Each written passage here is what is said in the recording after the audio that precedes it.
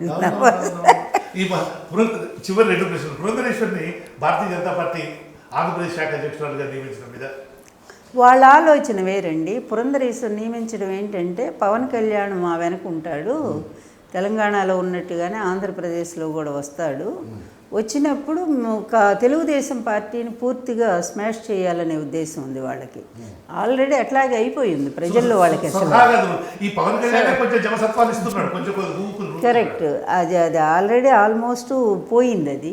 కనుక నెక్స్ట్ మనమే వస్తాము. అప్పుడు ఈ తెలుగుదేశంలో ఉండేటువంటి కమ్యూనిటీ పరంగా కానీ కమ్మవర్గం కానివ్వండి ఇదంతా ఎటు వస్తారు. ఈమె కూడా అదే కనుక ఎన్టీఆర్ ఫ్యామిలీ సంబంధించిన ఆయన కూతురు కనుక తెలుగుదేశం అంతా కూడా ఇటు బీజేపీ వైపు మళ్ళీ అవకాశం ఉంటుంది అనేది వాళ్ళ ప్లాన్ అండి.